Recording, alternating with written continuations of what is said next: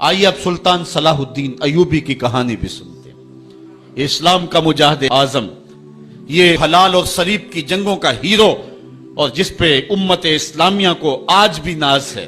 اس کے زمانے میں ریجینالڈ بدبخت ایک انگلستان کے شہزادے نے حاجیوں کے قافلے کو روک لیا اور ان کا سامان لوٹ لیا۔ انہوں نے کہا ہم حج پہ جا رہے ہیں، تو نے ہمارا سامان لوٹ لیا، ہمیں جانے دے۔ تو اس نے دریدہ دہنی کرتے ہوئے کہا بلاؤ اپنے نبی محمد کو جو تمہاری جان چھڑائے۔ بس سلطان صلاح الدین ایوبی تک یہ بات پہنچی تو میں نے تاریخ میں پڑھا کہ وہ دانت پیستا تھا، اس کی آنکھوں میں خون اتر آیا، اس میں کھڑے کھڑے قسم کھائی کہ جب تک اس ظالم کو کیفر کردار تک نہیں پہنچاؤں گا چین کی نیند نہیں سوؤں گا۔ پھر پونے دو سال کا عرصہ آپ سلطان صلاح الدین ایوبی کی زندگی دیکھ کے جنگی مہموں کو ترتیب دیتا رہا، دن رات اس نے ایک کر دی، نیند قریب نہ آنے دی۔ جب نیند بہت زیادہ تنگ کر دی تو پھر وہ خیمے کی چوب کے ساتھ ٹیک لگا کے کھڑے ہو کر کے اپنی آنکھوں کی آگ بجھا لیتا، اور پونے دو سال کا عرصہ اس نے چارپائی پہ لیٹ کے نہیں دیکھا۔ پھر وہ لمحے آئے کہ اللہ نے اس کی مراد پوری کی۔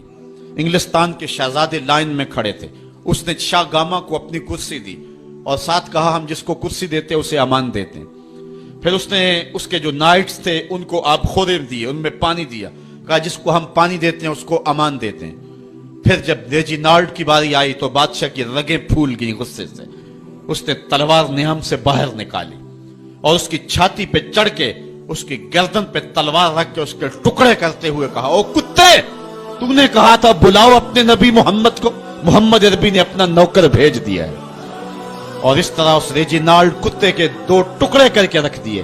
یہ ہماری تاریخ ہے، یہ اور روشن تاریخ ہے۔ ہمارے اسلاف، ہمارے بزرگ، اس دور کے شہنشاہ، اس دور کے بادشاہ اتنی جرأت اور اتنی عظیمت رکھا کرتے تھے، اور آج ہماری کمزوریاں نے دشمنوں کو دلیر کر دی ہے۔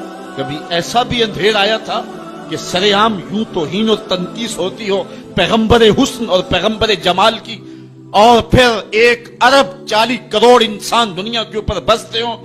یہ بھی زمانے نے دن دیکھنے تھے تو امت مسلمہ کی موت واقع ہو جائے اگر حضور علیہ السلام کی توہین باقی رہتی ہے۔ اس لیے امت کو پوری قوت کے ساتھ کھڑا ہونا ہے اور اپنے نبی علیہ السلام کی توہین